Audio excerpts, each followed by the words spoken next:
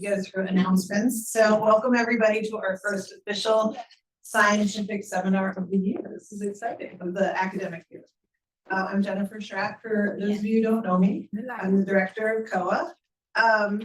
And we have a really exciting lineup plan for our scientific seminar series today and going forward. So today you're going to hear from each of the working group leaders or organizers or representatives of the working group to highlight some of the exciting work we're doing at COAH.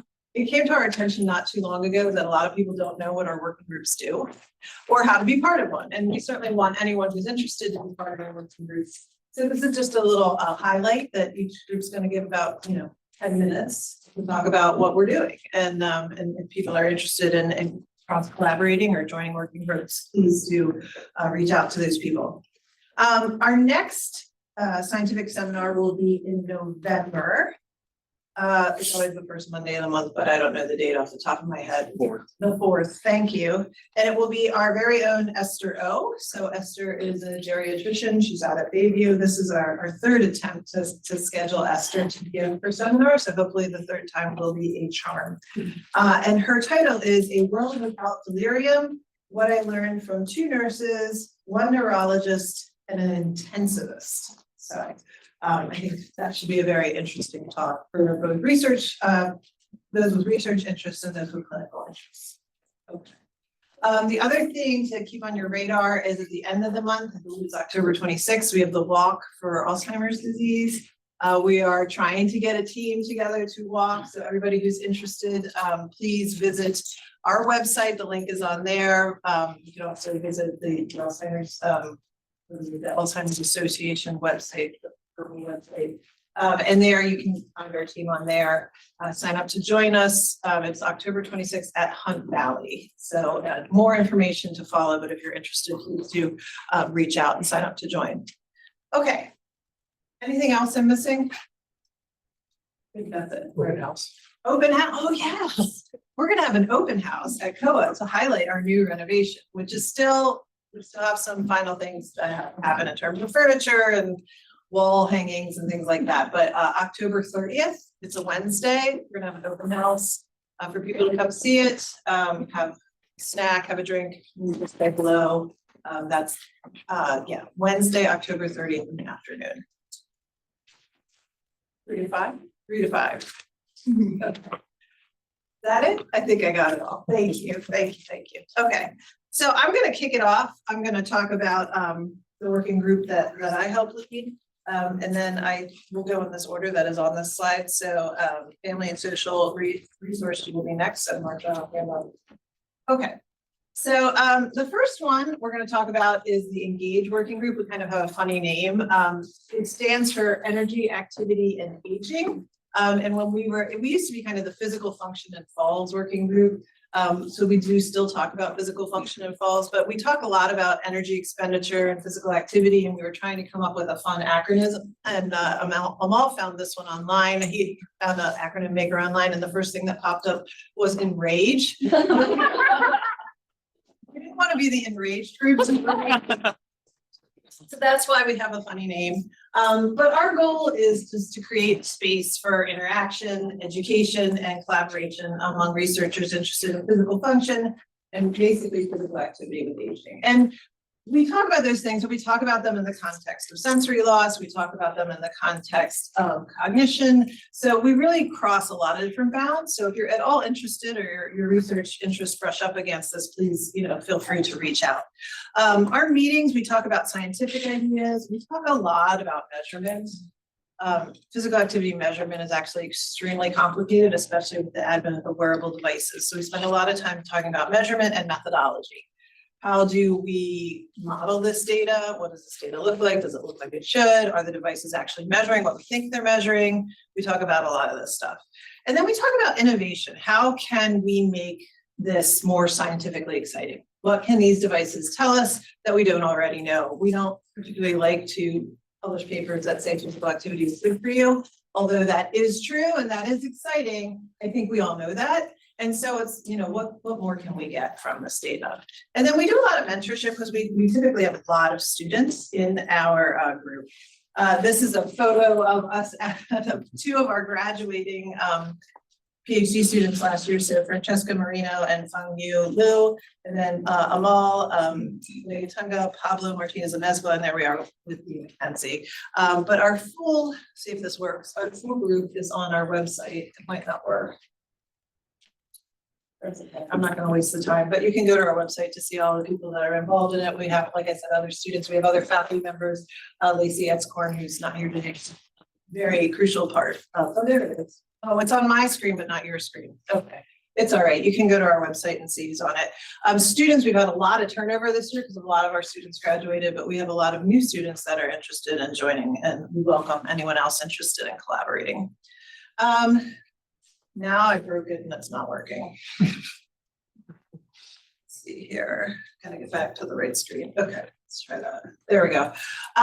So our format, we have a 1 hour in person with a hybrid option twice a month. It's typically every other Thursday. We're still trying to iron out the time. The time has been really hard this year. We used to always meet at lunchtime, but Pablo has a conflict with that. And so we're bouncing around the time, but it is on Thursdays, sometimes in the morning and sometimes more midday. It just depends on the week. We do things, like I said, we talk a lot about wearables. We let people do practice sessions for either a job talk or a scientific meeting, or maybe their defense or their proposal. We talk about literature and what's been published and whether we like it or whether we don't like it, what we think we can add to it. We have idea sessions, brainstorming sessions, and we also have lab sessions. So this is a picture of me yelling at Pablo to squeeze the hand dynamometer as hard as possible. This was just to familiarize people with how to measure grip strength. I think a lot of people use grip strength as a measure in their studies, but maybe aren't exactly familiar with how it's measured or have never done it before. So once in a while, we'll do a lab session where we go through these things. Some activities, projects, and successes. So we were recently featured in the Public Health magazine. I think this was the spring summer edition. So if you're interested, if you haven't read that article, you can go and read a lot about some of the things we're doing there.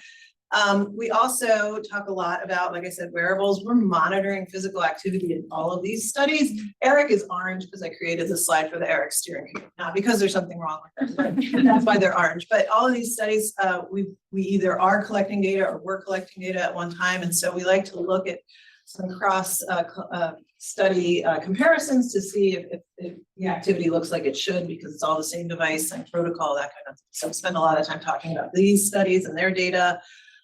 What we're working with now. So this is the new Actigraph device. If you can see that watch over there, this doesn't really show up on there, I don't think.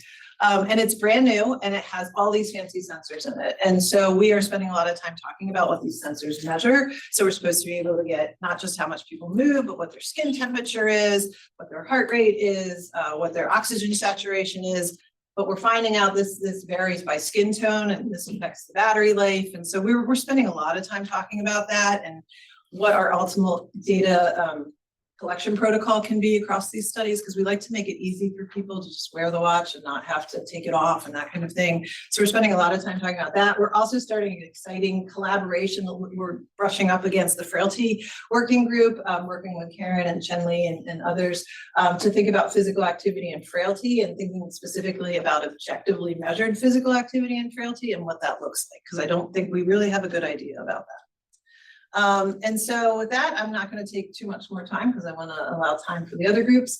But like I said, we meet every other Thursday. If you're interested in joining us, our next meeting is on the 17th. It's right now scheduled for 1 p.m. That conflicts with some students' class time. So again, we might shift around a little bit more until we find the best time that works for the most number of people. If you're interested in joining, you can contact Sydney Schultz. She's my program coordinator. That's a picture of us last year.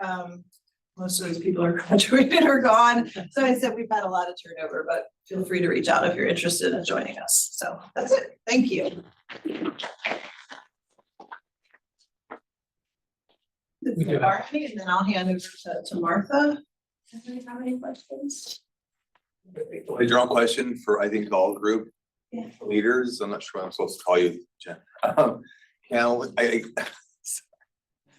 Can And like us trainees, like pop into like a few, and like test out, like, is that rude or is that like No, okay? It's great. If you want to just, check us out and see if you're interested in what we're talking about, that's fine. And if you're not, that's okay. If you'd rather spend your time and energy elsewhere, we Thank you. completely understand that. So Cool. no obligation at all. We have people who pop in on Zoom too, from like other locations and other places too, that aren't there every week, but every once in a while they'll show up, so.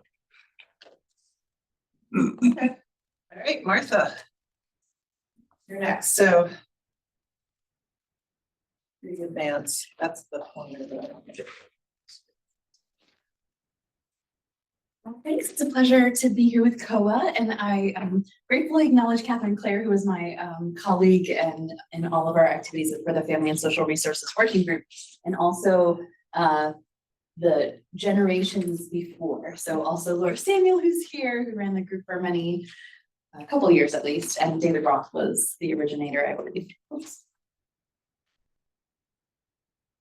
I'm going backwards. Yes. All right, so the purpose of our working group is we're looking at the COAH mission and trying to think about where do we fit, because we're a little bit not as data heavy. And so we really think we fit into the mission in building and strengthening community partnerships that enhance quality of life for older people and their families.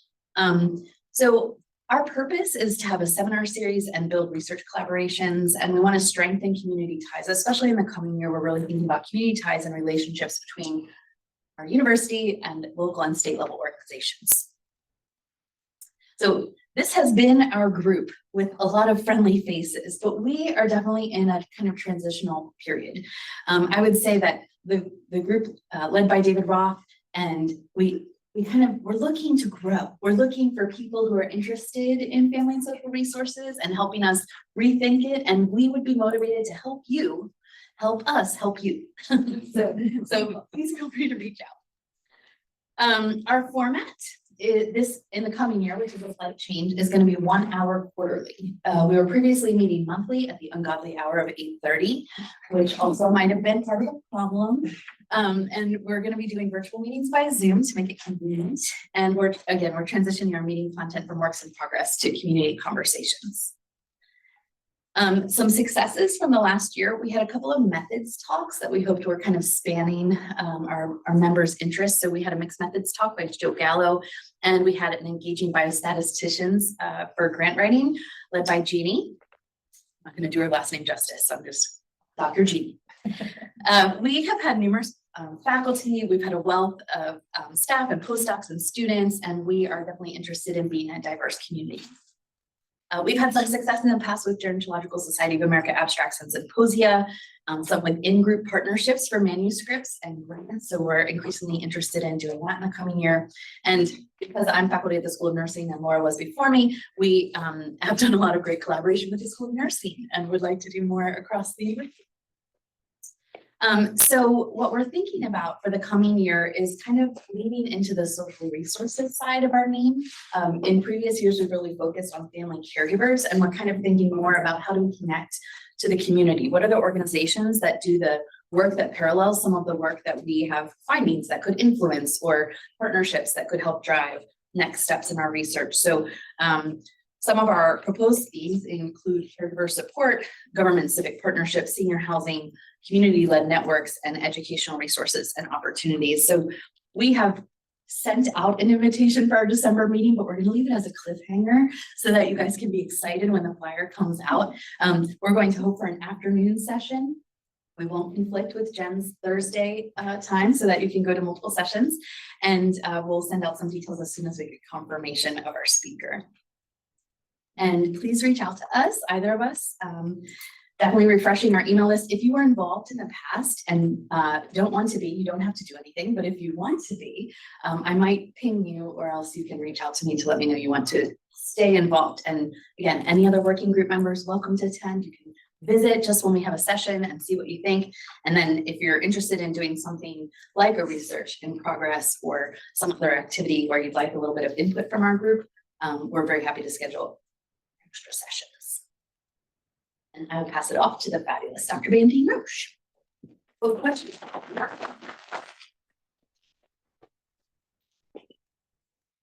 I'll ask a quick question. Sure, sure. You know, that sounds really wonderful.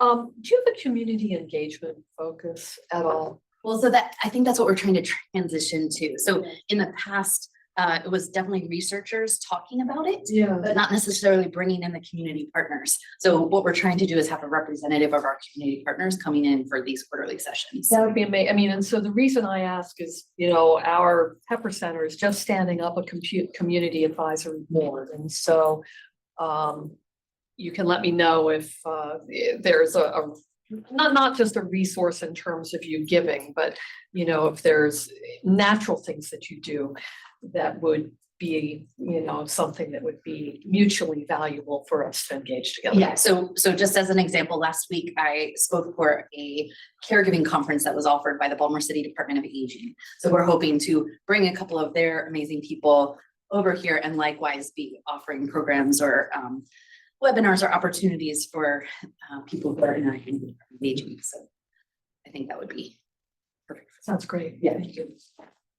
We're thinking about faith-based organizations, NGOs, government, civic, you know, the range. So if you have an idea also, please let us know. Maybe we could do a shared session. Great.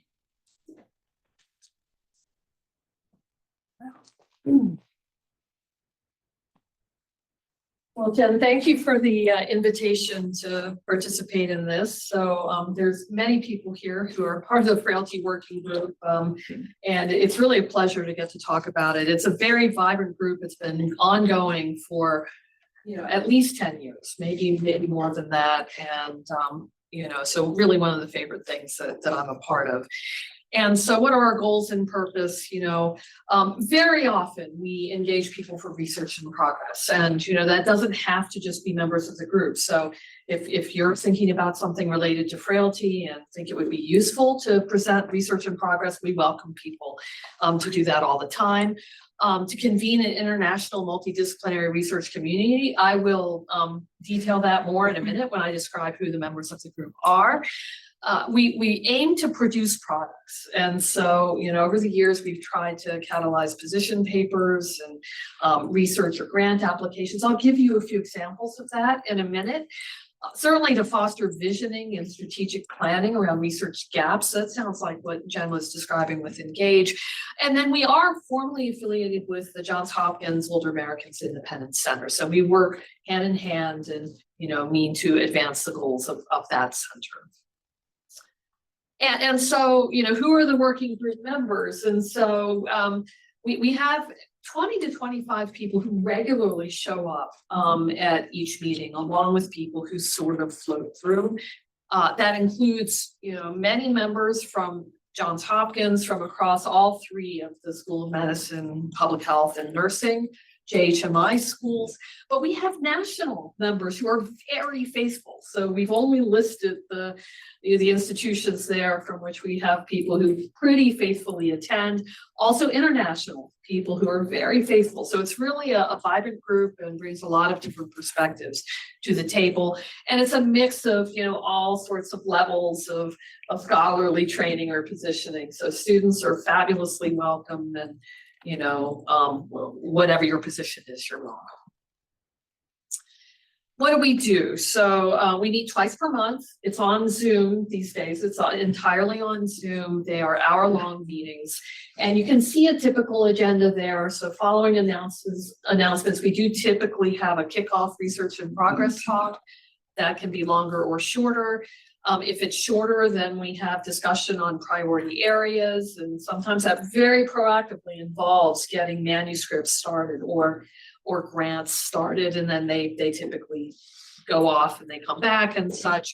Or we might plan, you know, for symposia and such at conferences or upcoming events. Once in a while we do journal clubs. Once in a while we do, you know, sort of more formal seminars. We're going to have an example of that that's very exciting coming up. I'll tell you more about that. Activities, progress, projects, and successes. And so I just told you about the bi-weekly meetings.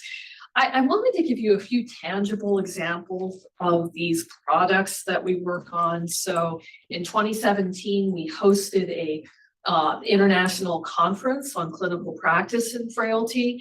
It aimed to address gaps such as where does the evidence base stand? What do we really mean by frailty, and does what we mean by frailty have implications for the sorts of interventions you do? What are the high priority research areas? I think it's getting close to time to do another one of those. I've given you 3 examples of position papers. So Brian led one together with Ravi that addressed the landscape of frailty assessment. Some of you know that frailty is the Wild West. There are literally hundreds of definitions and assessments. But Ravi and Brian led in assessing the landscape. What are the most commonly used instruments? How often are they used? How have they been used? And I think that's been tremendously valuable for the field to at least have that level of organization. I was privileged to lead a paper on principles of measurement, basically, not just sort of throwing out an assessment and saying, I'm going to call it frailty, but, what does frailty mean, and validation, and just the principles of how you think about that. And then one of our colleagues at Chicago led us in a paper on developing SPPB, short physical performance battery norms for older adults, very much like growth charts for kids, for a height and weight. And I think that that's been very valuable for the field. Grants, some of you know we've been pursuing a grant on resilience in older adults. That came right out of the working group. I mean, it just grew right out of it. And then we put together symposia that often arises out of the group. And let's see. Okay, so current foci and future directions. So in terms of visioning, we follow a roadmap that has been put together by the Pepper Center. And so the main arms of that roadmap updated with our external advisory board just last month. So this is hot off the press, as you see right there. So first of all, we do aim to help inform guiding clinical practice, both how do you intervene to prevent frailty from ever developing, and among people who have frailty, how do you best guide their clinical care so that they then can have the best outcomes. And it's different methods that you would do to achieve those 2 sorts of translation and intervention. Chen Li has put together a mini seminar series that's going to be embedded in the working group of people who have implemented interventions. So it's going to be a great way for us to learn more about what the state of the art is. Second area is in better assessment. So you see actually 2 bullets there, just globally, better assessment, but also with a recent emphasis on engaging technology. So it just really fits together with the engaged group. And then earlier and more accurate assessment, whether it be pre-frailty or methods that have high predictive accuracy, they aren't just associated with bad outcomes. A whole wing of the group is focused on the biology and physiology underlying frailty. And then finally, continuing work on frailty definitions and clarity for the field. So I think we cover a lot of interests, and, hopefully some of them, resonate with you. How do you get involved? Please join in. We would love to have you. Brian is our contact, and please get in touch with him if you'd like to be involved. Also, you can get involved depending on your stage through the Pepper Center. So the Pepper Center, I think, mostly is geared towards early career faculty. We award pilot grants, we award early career awards. We also, have a whole intellectual interchange engine that goes. You can see the elements of the Pepper Center over to the right. And I think I just have one more slide, which is the meeting schedule, contact information. So we do meet the 2nd and 4th Wednesday of each month from 9 to 10 a.m. Again, you can contact Brian if you want to get on the listserv. We also have a website, Frailty Science. If you Google it, it should come up. We have a lot of useful information there. And you can see in our upcoming meetings, we have a mixture of more product development. That on April 9, we're going to talk about a manuscript that we've been thinking about, and educational resources we're trying to mount up on the website. The first seminar in Chen Li's series is October 23, and we'll skip November for various reasons, come back in December to talk about pre-frailty. So that's it. So thank you for your attention.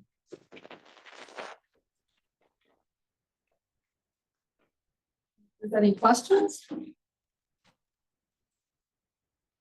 If not, then I am very privileged to pass on to Alden.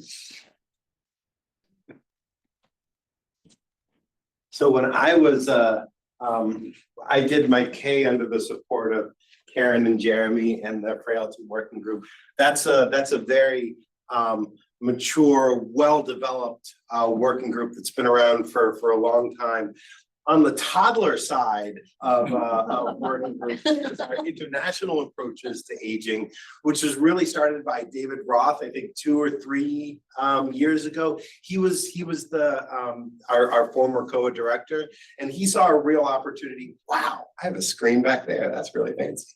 And he saw a real opportunity. You know, we do a lot of research in Baltimore and around the United States, but there's not a lot going on internationally. And so I study cognitive aging. So you're going to see there's a large cognitive flavor, but that doesn't mean that this is the only, that cognition is the only thing that that's important in the international working space. So purpose and goals of the International Working Group is to look at risk factors and consequences of aging across different countries and cultures. You know, I heard an interesting anecdote over the summer. A fish doesn't know the importance of water to it. You know, if you never leave a context or a set of risk factors and exposures in your exposome, you won't know how important something was. And so, you know, the National Institute on Aging in particular is putting a lot of resources. International Aging is in their 50-year plan that they put out in, I think, 2022. They're putting a lot of resources into understanding you know, into measuring and getting lots of cohorts collected internationally around the world so that we can begin to understand more about causes and consequences of aging. The initial focus areas for our group have included caregiving, sensory impairment, and cognition. Although we're open to whatever you guys want to bring in if you have ideas or thoughts or beliefs. We have a particular focus on harmonized data from the health and retirement studies and its partner studies. So the health and retirement study is a big study in the United States. It's been going on since 1992, and the HRS developed a partner study with England sometime in the late 1990s, and that's burned on to 30 plus different countries right now. And there's really cool longitudinal data. I do a lot with the HCAP studies, which is a sub-study of these called and HCAP stands for the Harmonized Cognitive Assessment Protocol Studies. And yeah, so that's what we do. So this is the HCAP, this is a map of the HCAP network of studies. Colors mean something, and but you know, this figure is also a year old, and so it's already outdated. But there are HCAP studies, which means we have cognitive data linked with other really important phenotype data in the United States, Mexico, Chile, share countries, which is Europe, as well as England, Northern Ireland, and the Republic of Ireland, which are apparently different places. I didn't know that. We have data in South Africa. We just completed data collection in Kenya, as well as China and India. And in green is funded / somebody has a dream. And so there's a big emphasis on collecting more information in African countries, as well as several other Asian countries. We're going to be in Pakistan and Nepal, and we're in conversations with people in Japan in terms of gathering data. So there, you know, within an HCAP, one of the things we're learning is that, you know, you can't just copy and paste an assessment instrument and measure somebody's cognitive functioning in, say, India, in the same way that you measure somebody's cognitive functioning in the United States. There are just fundamental differences, not just in translation and language and cultural things, but in how you understand what cognitive functioning is, as well as issues around what are physical functioning, what are our IADLs that are important to an older adult in China and India versus the US and Mexico. It's very different. So this is a heat map showing with studies in rows and cognitive tests in the columns, just showing that there are necessary adaptations, but even this is incomplete. There are necessary adaptations to our cognitive test batteries, but as we're moving forward, I was just at a meeting last week where we talked about what is an HCAP and how do we reach agreement on what is a recommended battery of cognitive tests that we can recommend as we go into some of these places where maybe the notion of time, like, write down as many animals as you can, as quickly as you can in 60 seconds. There are certain cultures and contexts in the world where time is not as important as it is in our hyper attenuated culture in the United States, where we have clocks everywhere.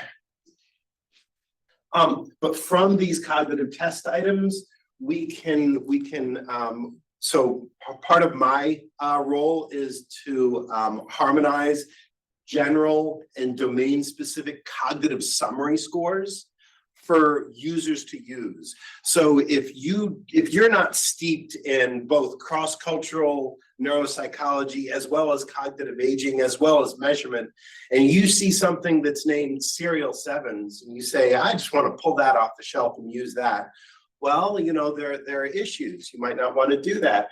So I work with neuropsychologists and epidemiologists and measurement folks, and we part of our job is to generate scores for different studies for cognition that kind of look like this. They're normally distributed scores. They're great for especially for outcomes, and you can use them in research. And our goal is to make these data publicly available. We publish them on study-specific websites as needed.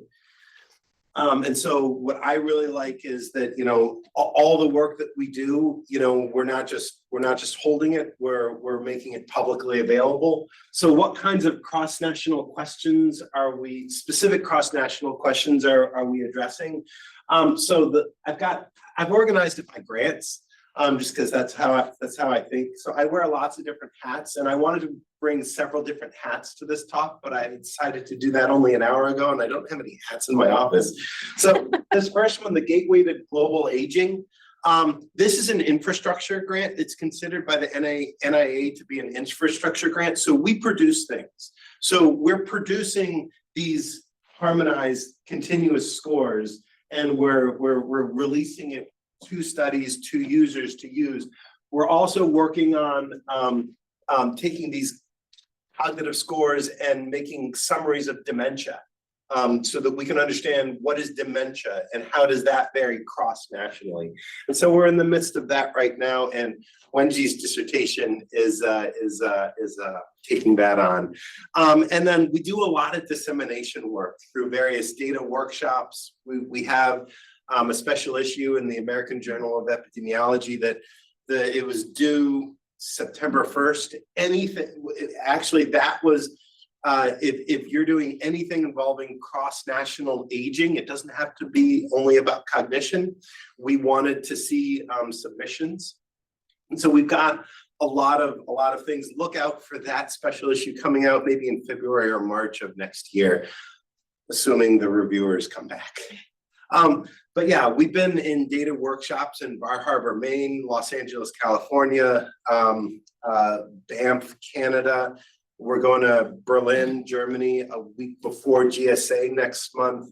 And there have been many other things. It's been fun and busy. With respect to a research grant, so we have these cognitive scores, we're distributing them publicly. This is going to be public use data set. data, but we're also writing grants. I'm writing grants with my colleague, Lindsay Kobayashi, University of Michigan, to look at associations of cognition with some of what we think are the key risk factors for dementia, including education, cardiovascular risk, social isolation, depressive symptoms. And then we're looking at gender inequality as a key modifier of these relationships, because there's a lot of heterogeneity in gender inequality internationally, and we think that could explain a lot of variance. Other stuff, so there are harmonized cognitive assessment protocols in lots of countries. There are 2 studies in Kenya alone, and somehow I ended up involved in both of them. I'm also a COAH on the La Ciudad study in India. We also have another grant that was just funded on September 22nd, where we're looking at biomarkers, neurodegenerative biomarkers of dementia, and this is kind of like the real or also the frontier. You know, Karen mentioned that frailty is kind of the wild, wild west. I would say biomarkers are also the wild, wild west of cognitive aging, because if we knew what we were doing, we wouldn't be doing it, right? So there's this notion of there are biomarkers inside the brain, like amyloid beta and tau, and there are imaging markers. That matters in terms of predicting dementia, but it's super expensive. So a cheap thing you can do, we're always looking for cheaper stuff to do, is if you take blood-based, if you take samples of blood, we can measure your amyloid beta and your p-tau from blood. Is that useful at all? Well, in 2022, it was thought maybe, and lots of studies started collecting it. It's 2024 now, and the grant already got reviewed and we got funded. So, you know, we're gonna look at these blood-based biomarkers and relate them to cognitive outcomes, and look at various effect modification and other exciting things. We're using data, HCAP data from the US and India to do that. And yeah, so there's that. So the members of our group include Sneha Mani, my postdoc. You can see her, she's right here. Marcella always comes, she's faithful. Alden and Wenji and Vicky and anybody else who wants to come. We're really open to anything you guys wanna say. Format and so our meetings involve presentations and discussions of completed or ongoing manuscripts. We encourage collaborative feedback, open discussions. Typically, we have 30 to 45 minutes of presentation, but we have open conversation. And I think our next meeting is, I think we meet on the 3rd Monday of each month. So thank you. That's all I had.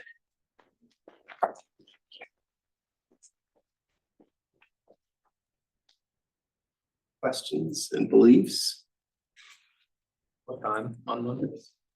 Noon time, I think. There will be emails that go out to remind you of these. If you're doing it at noon, are you providing lunch? Don't wait us after that. That's Dr. Sherwood. We're all thinking that.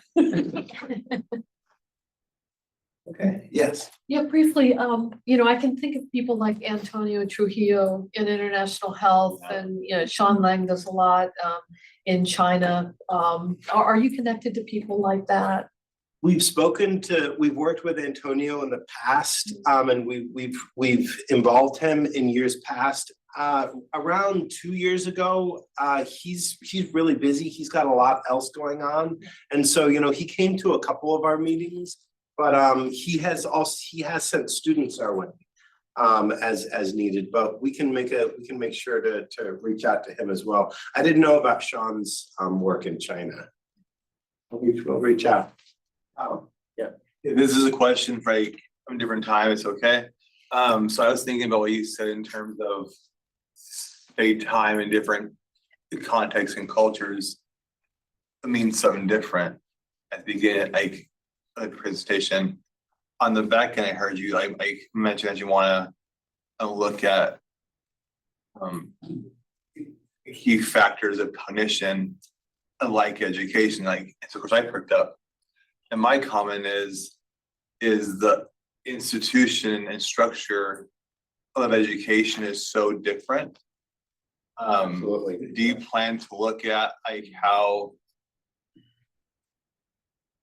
in short, What education is?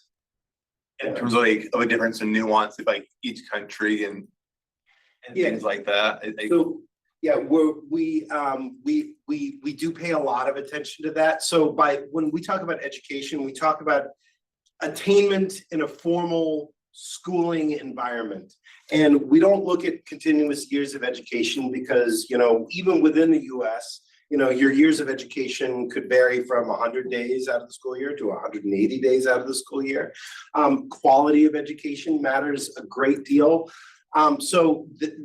There's a international standard called ISCED, the International Standard for the Classification of Education. We scale education using ISCED 2011. But even across different countries, but even then, so 51% of the sample in India has no formal years of education, but they have some experience, something is going on. So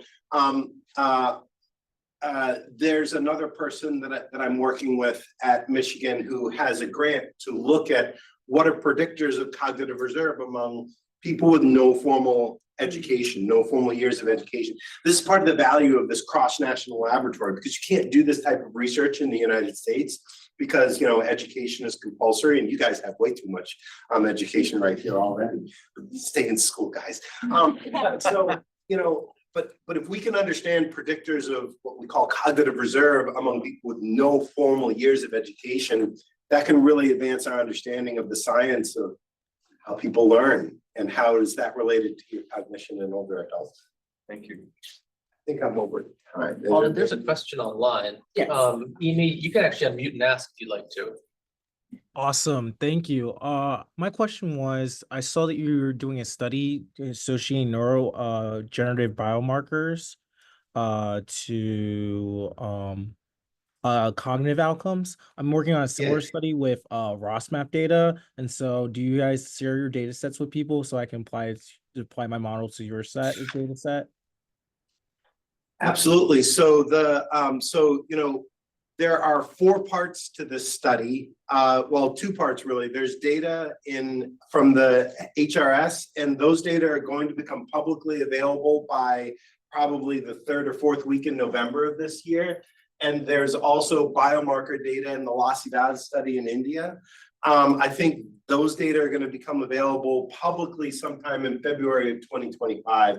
By publicly, you have to log into the websites, promise that you won't link anybody or do anything nefarious, and you can download the data. Does that answer your question? Awesome, thank you. Yeah, really interested in using other data sets. The ROSMAP data I'm working with is really fascinating and really down to explore my viewpoint. Yeah. And ROSMAP is really rich data. If you're spoiled by those data, you're going to be unhappy with other data sources. But other data sources like the HRS studies are more population representative. So there's a balance there. Yeah, happy to talk more about that. Okay, Marcella.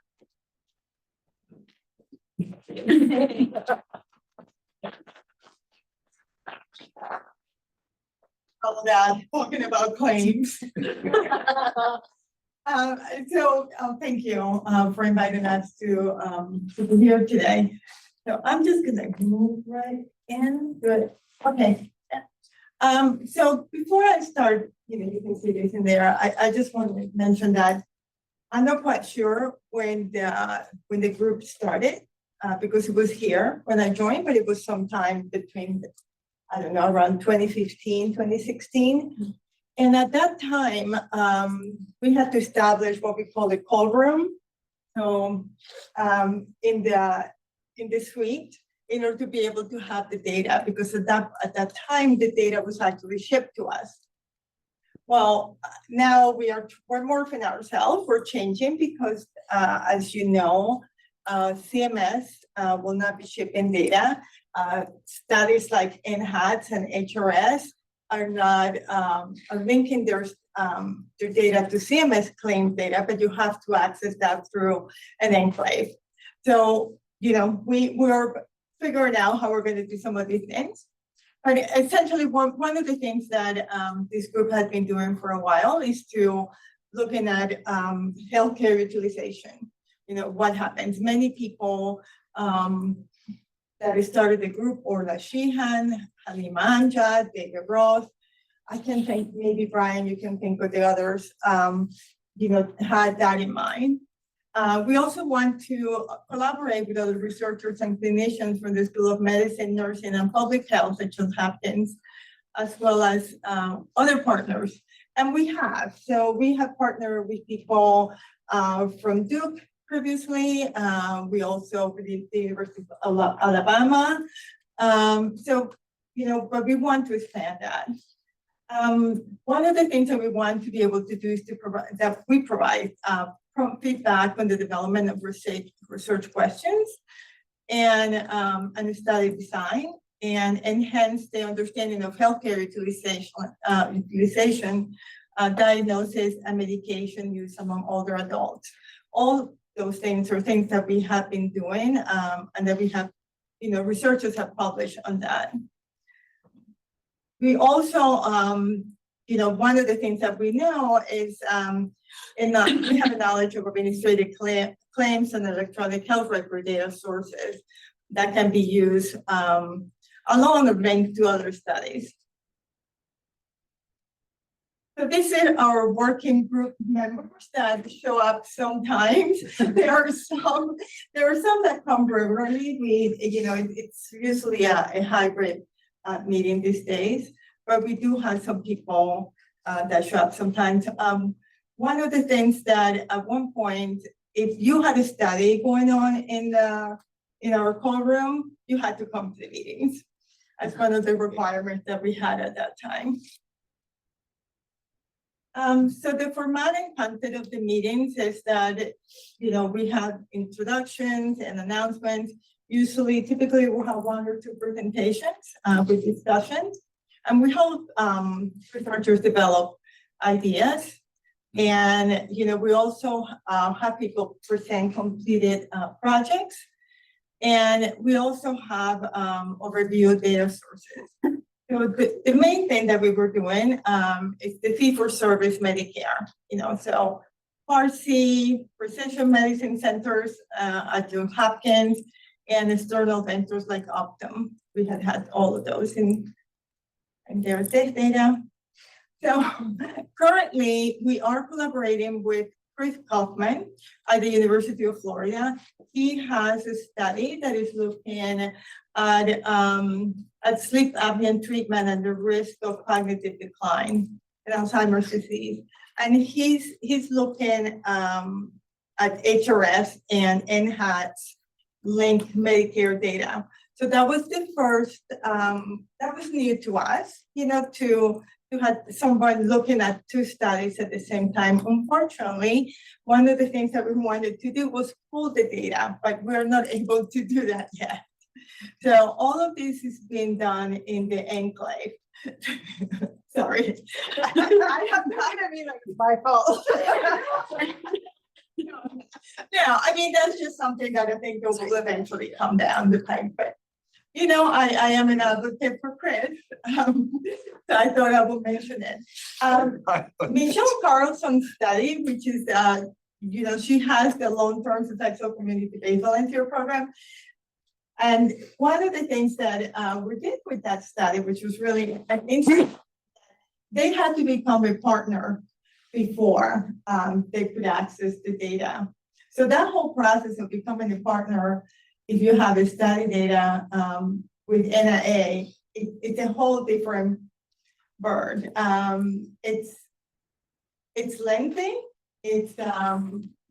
There's a lot of things that you need to understand and that you have to do, but it is doable. We did it. Halima Amjad had looked at health services use and outcomes in older adults with dementia. So she was able to identify in NHATs people that had been diagnosed dementia. That was really interesting. And we have many other studies that we have facilitated. We have papers on that. So here are some of the published papers. And the last time that I counted how many papers have been published from data in the program, we were over 22. So some people are still, we still have some papers out there that have not, when children. So these are some, we have some on frailty that we published out of data in there. Brian, did I go over here? Yeah, so again, looking at physical frailty and emergency department use. And Jody Siegel, she had this external validation of claims-based frailty data. That was a while ago.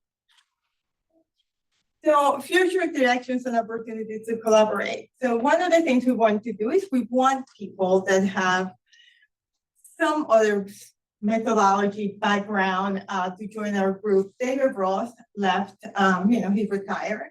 So we no longer have him joining our group. We had that opportunity to collaborate across schools and with clinicians who have unique perspectives. So we really welcome people that want to come and see us. We'll offer cookies if people come. I'll bake it. Okay. People also that have experience with administrative and research methods to access the data, that is one of the, I guess, the expertise that we have to offer here. We no longer have, the call room, but for some reason, people just get frozen when I look at the process of how to access the data. Like I said, it's lengthy, but it's doable. And it's also a friendly venue for feedback on research ideas, using claims. So we meet the fourth Wednesday of every month from 3 to 4, and it's usually hybrid. But we'd like to have people and meet us, and you can contact either Halima or me. So that's all I have for you. Thank you.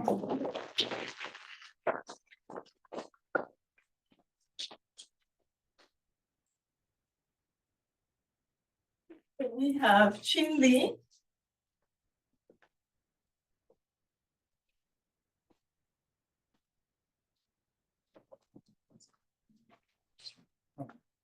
Good afternoon.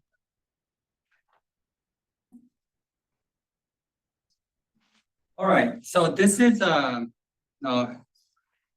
brand new initiative called the Biostatistics Agent Research Collaborative. And we used to have a biostatistics working group within COAH, so this is like a outreach beyond or outside of COAH. We try to bring together other biostatisticians or quantitative scientists engaged in research, and by creating a vibrant community and the of people, biostatisticians mostly doing leading or doing the collaborative research on aging topics. So so the goal is to provide a mutual support and encourage exchange of knowledge and expertise and share best practices, and also to foster peer-to-peer mentorship. And so it's trying to sort of break the silos and by building bridges together. So the working group members, so as I said, mostly all biostatisticians, quantitative scientists, But we also welcome, scientific collaborators and students and fellows who are interested in, learning about how to do data analyses and how to design studies. The format, so this is still very much a sort of ongoing discussion about, what is the right format for these monthly meetings. So we talked about a few ideas, such as the sort of the more conventional research in progress seminars. But in that case, we want to prioritize sort of innovative, less unconventional approaches to statistical analysis. And I certainly love to do grand rounds. So in this case, it means that, there are different ways to analyze the same question using different methods, approaches. That would be very exciting to see how they complement each other and what are the pros and cons of each. And the third is networking and social events. And lastly, not the least, share best practices among us and also between us and our scientific collaborators. So this is the, well, I should say that maybe the first one, the last one, or the ones that we're currently focusing on. So we've had one, inaugural discussion led by Royal Adams from the psychiatry. And so he talked about a data analysis using time varying survival analyses to study association between exogenous thyroid toxicosis and the dementia incidence using EHR data. So, and some of you may know that it's not that easy to use the EHR data. There are a lot of missing data, and also the ascertainment of dementia is a huge challenge, how to do it reliably. And in addition to those things, you have to think about how, in this case, how to assess cumulative exposure. So in this case, like overuse of medications that leading to this thyroid toxicosis. So it's not as straightforward, So we actually were discussing at the end of the talk, the different ways that we could study this question. So it was very useful. So the upcoming one is actually going to be given by Josh Betts from statistics department. So his collaborators and mentors have developed this R package and called Impart. And it is a package to use to design adaptive trials and doing sample size calculation. So he's going to talk about the package, but also talking about how one particular type of adaptive design, which is you can change the sample size as the study is ongoing and utilizing the information, the covariates to help with that adjustment until you hit sort of a pre-specified threshold of a treatment effect, in a randomized trial. So it sounds like a very attractive way of utilizing the information that you're collecting during the trial to make it more powerful. So I'm very excited to and look forward to the talk. All right, so we need volunteers, right? So this is still a sort of in its infancy, and we will need a lot of help. So if you would like to volunteer to present, your research work, at any stage of that, development. It could be early work, it could be finished, almost finished, analysis, anything in between. We welcome your volunteer, welcome your volunteering to participate. And we just started this at Discord, you know, based on Alden's recommendation. Discord is a social app, social media app. And I haven't used it much, I have to. But maybe. Link is expired. I want to. Oh, Come on, Chinley, I'm. I think it goes away after 2 weeks. Oh, really? If you don't use it, is that what you're saying? Well, it's just, I don't know. Okay, so I'll. Talking about the volunteer thing? That's. No, the one on the right. I have registered, I registered probably 3 weeks ago. That'll do it. We have a few members already. Make it minutes. Inactive for 2 weeks and they discontinue. That's interesting. Okay, the volunteer. Okay. So it's basically a Google Doc, Google Form. And so just Like, Hey. submit basic information that will put you on the calendar for future meetings. That's it. Thank you so much.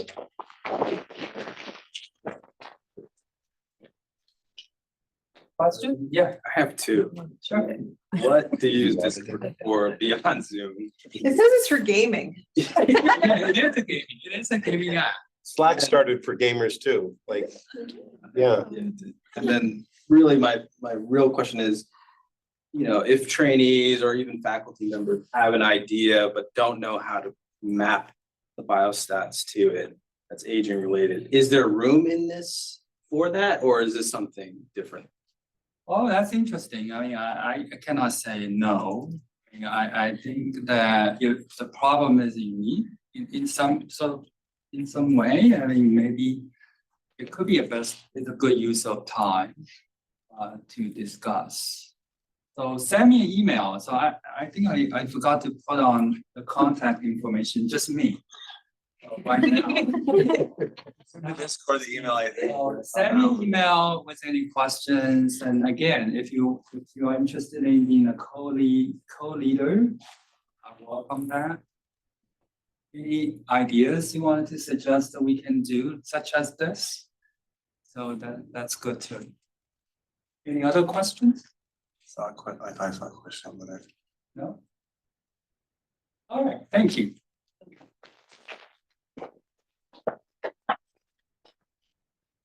I think that's all that we have for today in terms of formal presentations. I don't know if there's any other discussion or questions burning that anyone has. And so, yeah, go ahead, Karen. Yeah, this is a COAH-wide question. So I was struck by listening to some of these that, oh, that would be interesting, but that's a time I can never, ever. Right. And so I don't know if it'd be worth thinking about, not all the time, but every once in a while, a slot that says sort of an agreed upon lunchtime or. Yeah, I whatever. actually wrote that down in my notes about thinking about lunches and things like that. Lunchtime seems to be the time where there's not a class or there's not, but they get busy too, but we certainly can think about that. Cause I think a lot of these sound fantastic and ideally, I think a lot of people like to go to all of them, but we don't have to. So maybe we can think about that, or we can think about cross collaborations or cross group meetings, right? That can help with some of that networking, project development. Anything else? Thoughts? Yeah. Can you please move to the next slide? There you go. That's important. It seems like Mondays, Thursdays, Wednesdays seem to be the days for most of these. Is that right? So why not Tuesdays and Fridays then? Just what It's happened? not a lot of people are here. I think if you really wanted to have online only, you probably could do Fridays. And Fridays tend to be quieter. So in some ways that might be good. But if you want an in-person meeting, I don't think it's gonna happen on a Friday. And it's quiet here on Fridays. Tuesdays, I don't know. Classes maybe, There's biostats at 8:30. There's no 10:30. It's to Thursday too.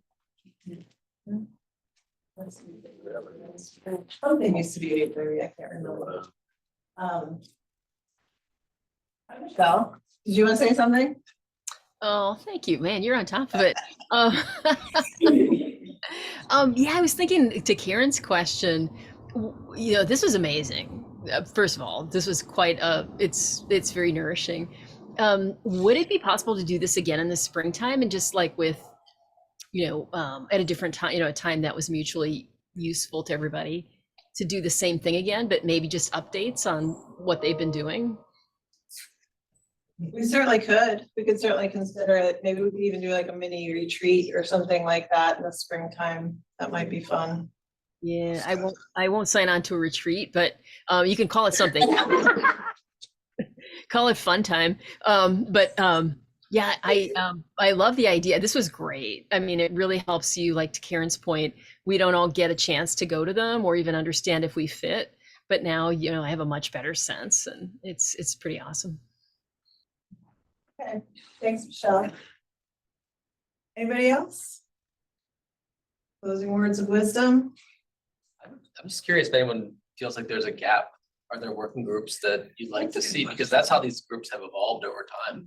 Yeah. Some have come and gone, and some have reemerged, and some have come new. So just keep that in mind as we Yeah. Research gaps, things we're not fulfilling that maybe we should be. Colin. So this is not words of wisdom, that's, I use Alden's department, but no, I'm being serious, this guy always has good stuff to say. What if like, if not research gaps, is there a gap, say, to have all the trainees like once a quarter, once a month, like get together, have like a reading group, works in progress, type meeting, or is this not at the venue to, I pose that? The trainees within the working groups, Yeah, just like independent of subject, and just have us meet and just share our papers, share what's happening, we're like also busy as it is, right? and perhaps not as good like a managing time as professors yet, but like I thought. It is certainly something we could try to help facilitate. I don't If know. someone else wants to lead, you know, COAH could certainly provide space, maybe provide lunch for you guys. No, So we do have, within the guise of Epi of Aging, we do have a monthly journal club. There are conversations about making that more frequent, possibly. But you know, students and trainees lead the journal club topics. But yeah, that's really driven by folks. But yeah, maybe we could hype that up and make it more frequent or something if there's energy. You know, it comes down to when you talk about, you know, with Michelle's idea too, when you talk about what else can we do, I think it comes down to energy and time. Resources being time, right? And people to lead the things. We're certainly open to helping to support, but may need others to organize and help lead. in terms of a subject, last quick, I think there's a gap to have like the social sciences. So something to think about there. Yeah. So, That's true. to answer Brian's question.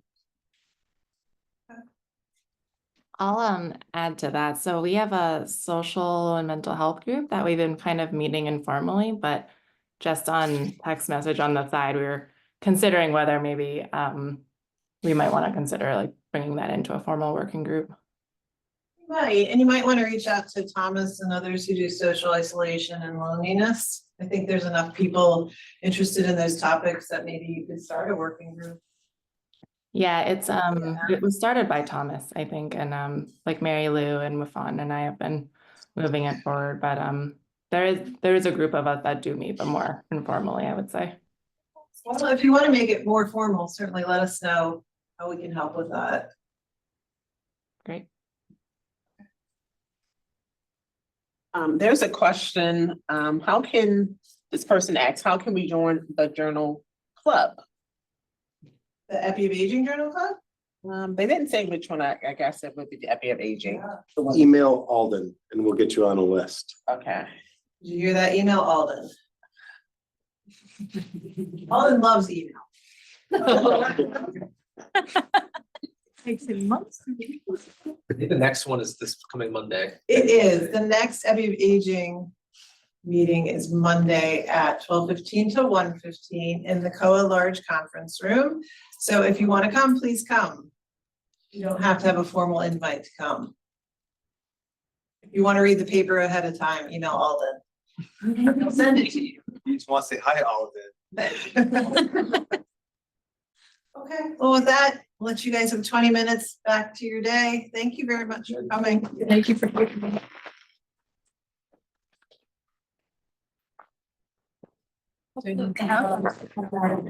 Star Wars.